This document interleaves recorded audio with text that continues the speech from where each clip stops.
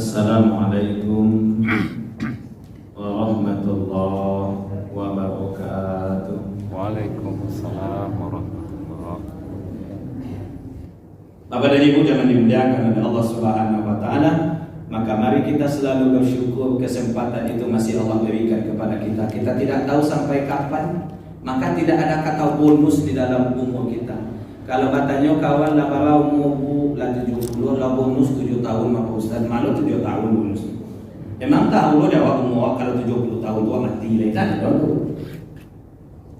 Selanjutnya salat beserta salam kita doakan kepada Allah, semoga disampaikan berkah junjungan Rasulullah kita Nabi Muhammad sallallahu alaihi wasallam. Allahumma shalli ala sayyidina Muhammad wa ala ali sayyidina Muhammad. Mudah-mudahan dengan salawat, dengan doa, salam yang selalu kita mohonkan, kita doakan, kita mintakan kepada Allah, di yaumul qiyamah nanti kita mendapatkan pertolongan dari Nabi kita atas izin Allah insyaallah. Amin ya rabbal alamin.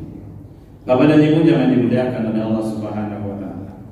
Kita lanjutkan pada pertemuan beberapa bulan yang lalu tentang sujud sahwi, kemudian sujud sajadah, kemudian sujud syukur. Bapak dan Ibu jangan dimuliakan oleh Allah Subhanahu wa taala. Sujud sahwi sudah kita sampaikan, kemudian sekarang kita sampaikan sujud tilawah atau sujud sajadah. Sujud sajadah atau sujud tilawah, sujud yang dilaksanakan ketika kita mendengar dan membaca ayat sajadah, baik di dalam salat maupun di luar salat, baik ketika kita berjilbab ataupun kita tidak berjilbab bagi yang perempuan, baik kita dalam keadaan berwudu ataupun juga kita dalam keadaan tidak berwudu.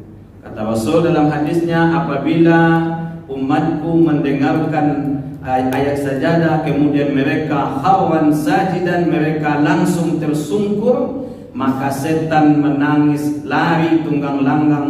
Dan dia ditanya kenapa? Karena orang yang sujud tilawah, sujud sajadah itu namanya sudah tertulis di pintu surganya Allah Subhanahu wa taala.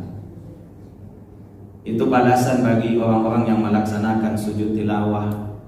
Dan alhamdulillah di masjid kita setiap subuh Jumat kita melaksanakan sujud sajadah atau sujud tilawah. Bapak dan Ibu jangan dimuliakan oleh Allah. Jadi sujud tilawah, sujud yang kita laksanakan ketika mendengar atau kita sendiri yang membaca ayat sajadah. Misalnya ada kawan kita di sebelah kita, dia baca ayat sajadah, kemudian dia sujud, kita pun yang mendengarnya juga sujud. Baik kita dalam sholat, seperti kalau kita sholat subuh sajadah, maka ketika itu kita langsung tersungkur sujud kharwan sajidan, langsung tersungkur kita sujud, kemudian setan dia lari menangis, kemudian ditanya kenapa engkau menangis wahai setan? Karena umat Muhammad mereka sujud dan namanya sudah tertulis di pintu surganya Allah Subhanahu wa taala. Maka melalui mikrofon dan wirid ini kita menyampaikan, ketika subuh sajadah kita usahakanlah untuk kita bisa datang ke masjid ini di hari subuh Jumatnya. Tak bisa kita berdiri lama Ustaz, mungkin kaki kita ada yang sakit, tak tahan mungkin dengan lutut kita, dengan pinggang kita. Mungkin berdiri kita sesaat, di saat kita sudah mau rukuk tadi maka duduklah langsung. Boleh. Mana yang lebih baik, kita duduk di atas kursi atau duduk di atas lantai kata Rasul? Yang lebih baik itu kalau kita tak mampu berdiri, lebih baik dan lebih utama kita duduk di atas lantai. Kenapa? Duduk di atas lantai ketika kita beribadah menyembah Allah, terasa hinanya kita ini di hadapan Allah. Tapi kalau duduk di atas kursi itu raju tuh pada. Awak menyembah tapi duduk di atas kursi. Kalau memang memungkinkan awak lah bisa duduk di atas lantai. Bahan awak kau duduk di atas kursi Ustaz, ikut awak dah bisu. Duduk di atas lantai, di atas kursi kan dia bisu, dia bisa duduk samanya. Maka Bapak Ibu jangan dimuliakan oleh Allah Subhanahu wa taala, maka sujud yang lebih ketika kita tidak mampu berdiri, maka yang lebih diutamakan adalah sujud ketika kita duduk itu duduk di atas lantai bukan di atas kursi. Kalau kita mampu di awalnya berdiri dahulu, kemudian ketika kita sudah mau sujud, berdiri, ruku, kemudian i'tidal, kemudian sujud. Ketika sujud duduklah saja lagi di atas lantai itu. Bapak dan Ibu yang dimuliakan oleh Allah Subhanahu wa taala, maka langsung dia sujud. Kita baca doa, sajada wajhiya lillazi khalaqahu wa sawwarahu wa saqqa sam'ahu wa li khautihi wa basarihi wa quwwatihi fatabarakallahu bi ahsanil khaliqin. Kalau nak dapat tu Ustaz, jadi bahan kita baca-bacalah subhana rabbiyal a'la wa bihamdi, subhana rabbiyal a'la wa bihamdi 3 kali. Nak dapat subhana rabbiyal a'la Ustaz. Amal mungkui mana dah ibu dia. Kalau nak dapat kok ada nak dapat. Dekat panong kita wala gae dadang la lupa lupa Ustaz. Kalau orang la lupa tu apa dia pun nak ada agama bagi orang yang lupa tu. Sama juga orang yang pikun, kalau ada suami awak atau bini awak la pikun, maka tak ada dosa baginya le tu. Sajak mulai terhitungnya pikun sampai nyo mati besok, inyo dosonyo dak ada, pahalonyo dak ada, kemudian dosonyo sampai nyo mati itu diampuni, dibersihkan oleh Allah. Jadi Bapak dan Ibu jangan dimuliakan oleh Allah, kalau lagai dia minta mati, lo kok dah ada Bapak dan Ibu, Pak Ustaz, biarlah kami mati pada menyesu anak cucu kami nyo jajuk macam dia kami, biarlah. Kenapa Bapak dan Ibu jangan dimuliakan oleh Allah Subhanahu wa taala? Orang yang pikun tu orang tak tahu nak doa, tak sempurna aja. Kalau orang gilo tak doa kali Bapak dan Ibu. Orang yang pikun tu nya tak doa kesempurnaannya. Nek kecilnya tadinya do makan padahal 2 kali nya makan kok. Ya. Nyo kecilnya do salat dia padahal salat tu. Hanya tak bisa dipercaya orang tu. Tapi kalau jaleh ya nama piti 50.000, nama dia piti 100 itu tak pikun nama tu. Tu pikun berapa? Kalau awal bulan, ada pikun je doh. Tapi kalau tanggal 5 balik bulan kau juang, ala pikun saja. Tu berapa pikun? Rupanya ya pikun sebenar. Bapak Ibu jangan dimuliakan oleh Allah. Jadi kalau ada orang tua yang memang tak tahu yo dengan solatnya lain doh, memang tak tahu yo dengan apa kita sampaikan, biarkan saja. Cuma awak manganan saja. Baca wajah tu Ustaz banggai kami lah tua. Tak tahu nyo le Ustaz, kemudian nyo tak tahu nyo kadang-kadang nyo pipis dalam celana segala macam, biarkan saja.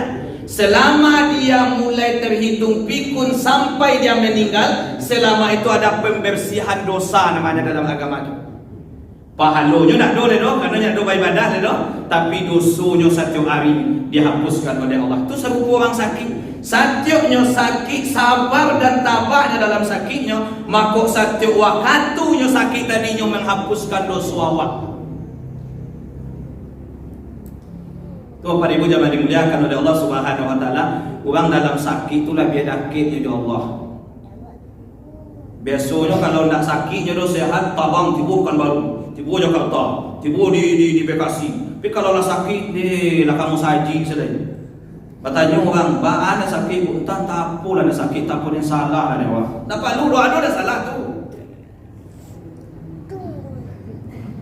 Punya ketika sakit tu lebih banyak istighfar awak. Datang orang menyamuk ke rumah awak, mungkin akan dibuatkan regulasi oleh pembos kita bagaimana kita membesuk orang yang sakit itu. Datang orang mencari risiko, lebih banyak istighfar awak. Kalau sabarun sakit, kalau tidak sakit, kita mencari apa ya gajo. Tapi kalau dah sakit ni, la ilaha illallah. Mangari seketik, la ilaha illallah. Mangari seketik, la ilaha illallah. Lebih dakiknya Allah ketika sakit. Jadi Allah ingin mencari orang tu supaya tingkat imannya lebih tinggi. Dia lagi sakit dia Allah. Jadi bukan orang yang sanang tu saya dakik dia Allah, orang yang banyak ibadah, rajin kamu saja jihad. Tidak, tapi orang yang sakit tu Allah ingin membawanya kepada lebih dakik kepadanya Allah Subhanahu wa taala. Jadi awak jangan buruk sangka lo kalau awak sakit tu. Orang tu tak doanya solat Ustaz, tapi sehat saja Ustaz. Awak lah rajin kamu saja jihad baru kok sakit. Sakit tu berarti menurut Allah yang terbaik untuk awak lebih dakik menghapuskan dosa awak.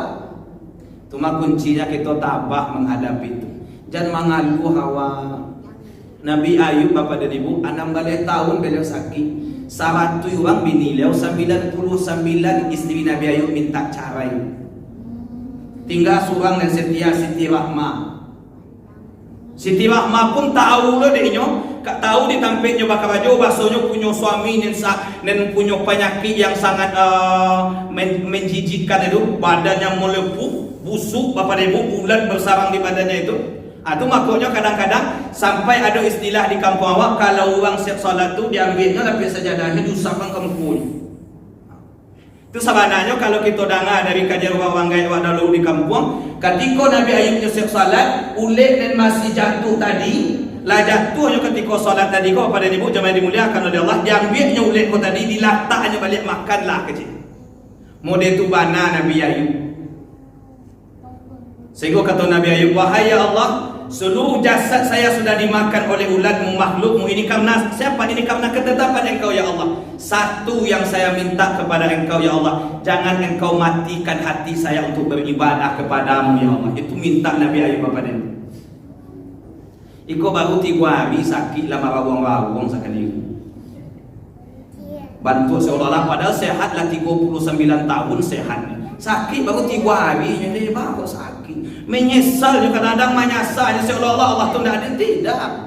Allah tu maha adil, bahkan dengan diberikannya kita sakit tu disitulah letak keadilan Allah Subhanahu wa ta'ala. Cuma kuncinya kita memang tabah dan sabar. Bapak dan Ibu jemaah dimuliakan oleh Allah Subhanahu wa ta'ala, maka sujud tilawah itu sesungguhnya akan menghapuskan dosa kita Bapak dan Ibu, dan nama kita sudah tertulis di pintu surganya Allah Subhanahu wa ta'ala. Jadi baik ketika awak mendengar kawan awak membaca ayat sajadah, sujudlah. Ada yang mungkin sujudnya itu pakai takbir dikomandokan oleh imam, ada yang mungkin langsung saja sujudnya boleh. Perbedaan itu tidak membatalkan. Tidak pun sujud tilawah orang hari Jumat pagi itu juga tidak masalah. Kenapa? Karena hukum dari sujud tilawah itu adalah sunat muakkad. Kok kadang-kadang dia sampai lo bisanya pulang ke kampung, oh salat subuh sajadah, jawab kau subuh tilawah, beko situ gua bang lamu di kampung tu bisa cuma merantau kadang-kadang sabanta kaduigo. Tiba di sini, rupanya imamnya dah sujud tilawah, nyayin dia pak dipanggil belakang. Oh yang kalau nak pandai jadi imam sujud tilawah, usah jadi imam nak paradu lo seperti itu. Kalau punya pengetahuan, kenapa? Karena sujud tilawah itu dia hukumnya sunnah.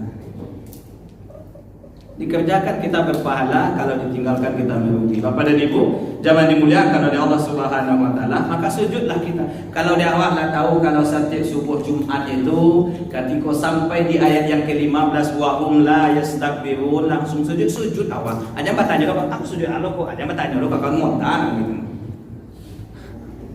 Bapak dan Ibu jangan dimuliakan oleh Allah Subhanahu wa ta'ala, bahwa ada yang mengatakan ayat sajadah itu 15, ada yang mengatakan ayat sajadah itu 17, ada yang mengatakan ayat sajadah itu 18. Bapak dan Ibu jangan dimuliakan oleh Allah Subhanahu wa ta'ala, maka sujudlah kita ketika kita mendengarkan ayat sajadah atau ketika kita membaca ayat sajadah. Ketika kita mungkin di atas mobil kita atau di atas motor kita atau mungkin kita di atas bus menumpang dengan bus orang lain, terdengar ayat sajadah, maka sujudlah kita. Bagaimana caranya Bapak Ibu jemaah dimuliakan oleh Allah? Anggukkan kepala sejenak, baca doa, kemudian tegakkan lagi. Awak sedang membawa tu, anggukkan kepala sejenak, ayat sajadah, awak sedang putar, tartilnya, tak ada awak ayat sajadahnya, maka anggukkan kepala kita, tundukkan sedikit, kemudian baca doa tadi, kemudian tegak lagi. Aja di mati lo tu no kalau pintu sujud di tengah jalan tu kan bangi do ang kembang antri do. Mau bantu ada teonda lah. Begitu caranya kita untuk melaksanakan sujud sajadah. Baik ketika kita berjilbab, semua sedang memaksa, kemudian diputarkan tartil kaset oleh Saddam Hussein di Musaji Kota Dangai sajadah langsung sujud sekali. Oh mungkin sedang masa, mungkin lalu pakai jilbab do dinakai kompor atau didapur tu sujud masih tu langsung sekali. Jadi cabi yo jilbab lo dulu, cabi lo ke kamar dulu baru dua lo dulu habis, benar. Kemudian yang ketiga, Bapak dan Ibu jangan dimuliakan oleh Allah Subhanahu wa ta'ala, sujud syukur, sujud sahwi, sujud tilawah, sujud syukur. Sujud syukur Bapak dan Ibu jamaah dimuliakan oleh Allah Subhanahu wa taala adalah sujud yang kita laksanakan di saat kita mendengar berita baik. Bu, anak ibu yang tes CPNS Kapatang, alhamdulillah dapat informasinya lulus, dapat informasi dari kawannya Bu. Sujud langsung di situ, alhamdulillahirabbil alamin. Ibu, laki ibu dah pulang aja sujud loh. Ya kadang-kadang kan ada ibu kok dah pulang lakinya sanang mati. Coba tuh kalau balik rumahnya gilungannya rengi kan Ustaz. Baru membuka pagar, baru malah takui bila nyoba bacanya Allahu la ilaha illa huwal hayyul qayyum. Takui yo cari laki kan ada laki ko nang panggoran sang gilo bangi me ka bini ko. Buruk saya carinya ka bini padahal ada pe anak lima balik je bini itu. Nyobangi saya ka bini. Atu laki-laki ni nak pernah datang kamu saya jihad. Maka sujud syukurlah kita. Maka justru ini Bapak dan Ibu jangan dimuliakan oleh Allah Subhanahu wa taala. Apa kewajiban seorang suami kepada istrinya? Yang pertama, di dalam surat At-Taubah Bapak dan Ibu jangan dimuliakan oleh Allah Subhanahu wa taala, seorang suami menyadari bahwa istrinya itu adalah ujian di dalam menjalankan agama Allah Subhanahu wa taala. Iyo kecewa indah, iyo kecilnya. Ane kecewa, wa bantulah musajid jihad kok untuk pembalik karpet agak sameter 700.000 jadilah. Ane kecil bininya dah usah lah dah 700.000 aja pembalik bungo janda bolong le dah. Tujuan tu. Di rumah tangga tu yang mengendalikan rumah tangga tu suami. Dan suami ko diaturnya lo de bini. Udah kasidan gini ya. Udah kasidan takut laki ko de bininya. Ikatan suami takut istri gitu kan. Nah, boleh kita. Kenapa? Karena dalam rumah tangga itu kepala rumah tangga itu adalah suami. Suami sadar bahwa istrinya itu kata Allah dalam surat At-Taubah ayat yang ke-24 yang kita bacakan di awal kita ceramah tadi adalah ujian di dalam kita menjalankan perintah Allah Subhanahu wa taala. Atau makanya kalau suaminya ke masyarakat berikan, tapi kalau istrinya ke masyarakatnya tanyanya kau udahnya dulu. Apalagi mungkin awak suami istri nak kawajo le do piti ado kalau awak ke masyarakat tanya kau udah dulu dah ilen ke masyarakat agak 2 juta le boleh dah tanyo dak langsung pandai-pandai awak do kan elok ustaz iyo tapi tanyo dulu piti nak ke sedekah kau kan laki awak. Bapak Ibu jangan dimuliakan oleh Allah Subhanahu wa taala. Yang pertama, kewajiban seorang suami kepada istri. Suami menyadari istrinya adalah ujian dalam menjalankan agama Allah Subhanahu wa taala. Ndak boleh awak kawin bana jo bini ko do takutnya mencari awak. Ketika awak tiba di rumahnya lalu saya dalam kamar dak boleh do. Nyoko dapat ketika awak pulang tu nyo tunggunya di muka rumah. Oh. Suamiku junjunganku pulang bahagia aja Bapak dan Ibu. Tapi tak boleh lo lunak lo tapi do pijak-pijak ada bini itu.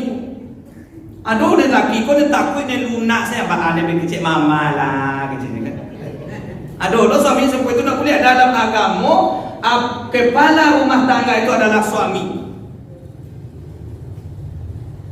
Bapak dan Ibu jangan dimuliakan oleh Allah. Kemudian yang kedua, istri bisa menjadi musuh dalam mentaati Allah dan Rasulnya dalam surat At-Taghabun ayat yang ke-14. Bapak dan Ibu jangan dimuliakan oleh Allah Subhanahu wa taala, ketika Nabi Ibrahim diperintahkan oleh Allah untuk menyembelih anaknya Ismail, datang setan itu kepada anaknya, datang setan itu kepada istrinya, datang setan itu kepada Ibrahim alaihi salatu wassalam sendiri. Jadi 3 Bapak dan Ibu bujuk rayu iblis itu sendiri datang dalam rumah tangga. Kepada suami, kepada istri, kepada anak. Kok ujian jawab dalam rumah tangga seorang suami, dia menyadari itu bahwa istri dan anak-anak itu bisa menjadi musuh di dalam mentaati Allah dan Rasulnya. Kenapa? Karena awak suruhnya menutup jilbab, inyo pakaian seksi yo dekat tujuh deknya atau musuh awak tu apa dan Ibu. Apabila seorang istri sudah disampaikan oleh suaminya untuk menutup auratnya, keluar dari rumahnya tidak ditutup aurat oleh istrinya, maka dosa ditanggung oleh istrinya. Anak gadisnya yang belum dinikahkan, maka dosa ditanggung oleh anak gadisnya itu sendiri. Tapi kalau istrinya membuka aurat, anaknya membuka aurat, dan ayahnya dan lakinya tenang-tenang saja, maka dosa ditanggung dek lakinya atau dek ayahnya. Itu kewajiban suami. Itu makanya laki-laki itu mendapat bagian 2 kali bagian padusi. Kan uparit menjadi laki-laki itu. Bininya tanggung yo, amaknya tanggung yo, ayahnya tanggung yo, saudari perempuannya tanggung yo, 5 yang ditanggung dari laki kok pada ibu. Atau makanya laki-laki itu menjadi imam pemimpin dalam rumah tangga. Kalau paku kacang balimbiang tampurong lenggang-lenggokkan dibawa anak kasarwasu. Anak dipangku kamanakan dibimbing laki awaknya wajib menjaga anaknya, wajibnya menjaga awak, wajibnya menjaga kamanakannya.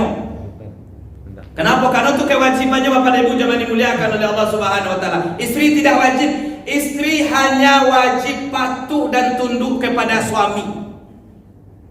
Kalau ibu-ibu dapat 50 juta, ambillah dari ibu 50 juta tu. Kok kapan bali badak keli bali lah tu. Kok kapan bali baju baru bali lah tu. Kalau dalam pembagian warisan dah ada punya laki ibu, indah ada punya anak ibu, indah ada punya ayah ibu, indah ada punya ama ibu tu. Tapi kalau kami laki-laki mendapat warisan 2 kali daripada bagian padusi, 5 yang ditanggung dari laki-laki tu. Makanya ibu-ibu jangan menyambuk lo ketika udah awak makin piti kayaknya. Kadang-kadang ada ibu-ibu kau ni suka menyambuk, minta piti ala kalau dah dulu begitu. Ketika nampak udahnya makin piti, lakinya makin piti, kamarnya masa kadang belik mendi. Boleh doh pada suara, kenapa kewajibannya? Sepanjang di rumah tangga lah tak penuhi. Tapi kalau di rumah tangga lah terpenuhi, doh Bapak Ibu pitinya banyak. Ada lo laki kau yang panceke, pilih mana kabininya sehingga pembali jilbab saya nama 1 tahun menunggu. Tunggu. Aci lo pitinya tu. Boleh. Kalau itu kebutuhan awak. Tapi kalau diambil piti laki kau untuk pembali HP Android 1 juta baru suara. Tapi kau untuk pemakan, kau untuk makan, kau untuk masak, kau untuk kebutuhan awak di rumah tangga dah ada nyodo piti. Tapi dulu sanaknya lebih apa balu deh kan ada lo suami kau supaya kau. Lebih apa balu deh dulu sanaknya daripada awak di rumah tangga. Sehingga kau untuk pembali lipstick dan ada minta piti deh nyodo. Cilo piti itu kata kamu boleh. Cuma sepanjang kebutuhan tadi itu untuk kebutuhan awak. Pitinya 2 juta, ambil 1 juta. Besok minggu besok ambil 1 juta. Kau dah tahu lah hilang satu. Kadang-kadang adalah sebab itu Bapak Ibu jemaah dimuliakan oleh Allah Subhanahu wa taala. Tapi kalau di rumah tangga le terpenuhi, lah cukui rasonya di rumah tangga itu nyuagenya tu sananya biamen lah dan bangi lo. Nyuagenya kau uninya nendak balaki karena itu memang kewajibannya. Mandalang sampai dapat laki baru lo tu kewajiban saudara laki-lakinya. Atau makanya laki-laki itu 2 kali dapat bagian daripada bagian padusi. Itu agama menyampaikan Bapak dan Ibu jemaah dimuliakan oleh Allah Subhanahu wa taala. Anak laki-laki kau pabalu meninggal suami istri. Dan suami istri kau tak punya anak laki-laki do, anak padusi sebabampe. Ketika meninggal laki awak suami kau tadi, maka pak etek dari anak kau tadi atau pak uwonya mendapat warisan dari peninggalan suami kau tadi. Itu paralunya anak laki-laki. Bapak dan Ibu jemaah dimuliakan oleh Allah Subhanahu wa taala, maka suami itu Bapak dan Ibu anak laki-laki sampai bila pun bisa panggilnya. Tapi kalau anak padusi, kalau lah dinikahannya jo lakinya sampai ketika di depan pak kuat tu Bapak dan Ibu jemaah dimuliakan oleh Allah, lama nangis-nangis itulah balap jo tisu tu di depan pak kuat tu lama nangis tu. Ketika itu Bapak dan Ibu sampai di situ kewajiban awak kayaknya.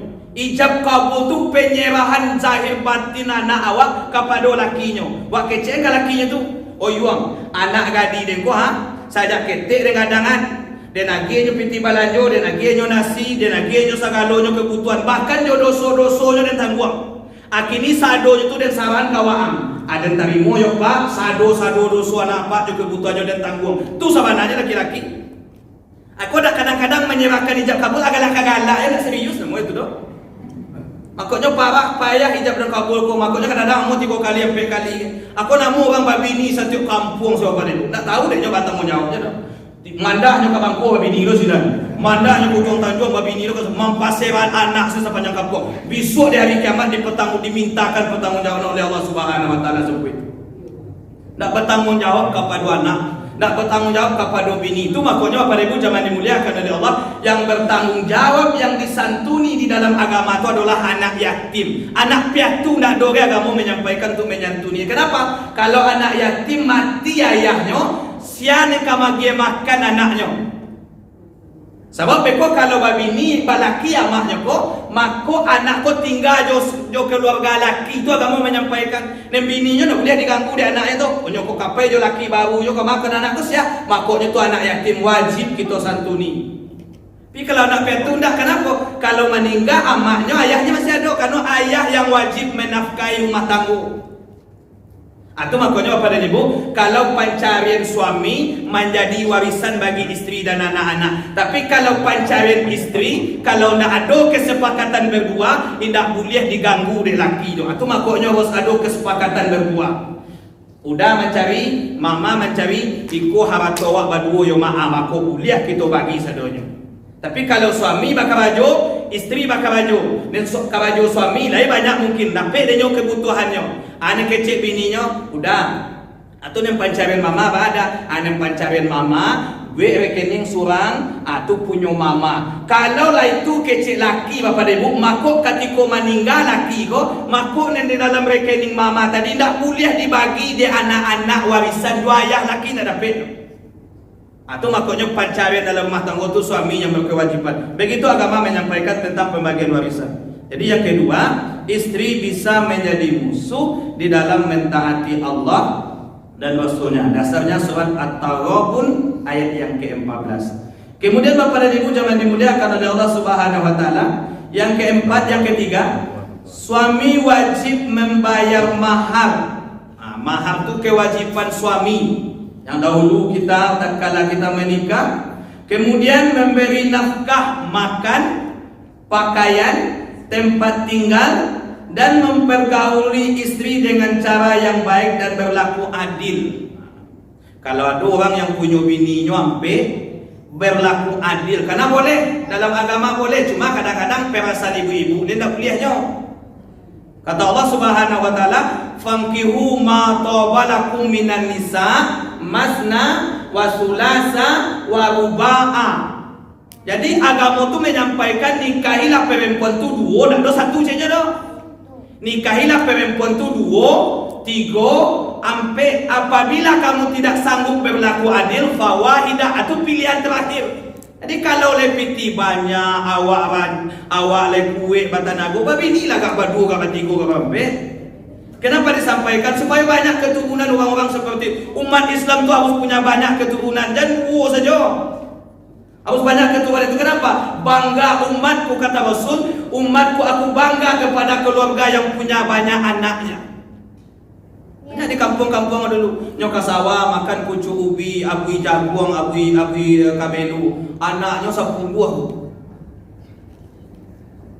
Kenapa? Karena kata Rasul, orang yang memiliki keturunan anak yang banyak itu dibanggakan di hadapan Allah Subhanahu wa taala. Makanya agama menyampaikan seperti itu, nikahilah perempuan itu 2, 3, 4. Tapi kalau nak sanggup berlaku adil cukup 1. Dek cie ko sela ba utang-utang, apalagi kok kabar bini 2, 3 tu makin banyak utangnya, cukup dah cie saja. Bapak dan Ibu jangan dimuliakan oleh Allah, maka hendaklah kita memberikan nafkah zahir dan nafkah batin kepada istri dan anak-anak kita, karena itu adalah kewajiban kita. Dasarnya adalah surat Al-Furqan ayat yang ke-74. Mudah-mudahan ada manfaatnya apa kita sampaikan Bapak dan Ibu, menyambung tentang sujud tilawah, sujud syukur, kemudian kita sampaikan kewajiban suami terhadap istrinya pada malam hari ini. Mudah-mudahan ada manfaatnya. Wabillahi taufiq hidayah. Assalamualaikum warahmatullahi wabarakatuh.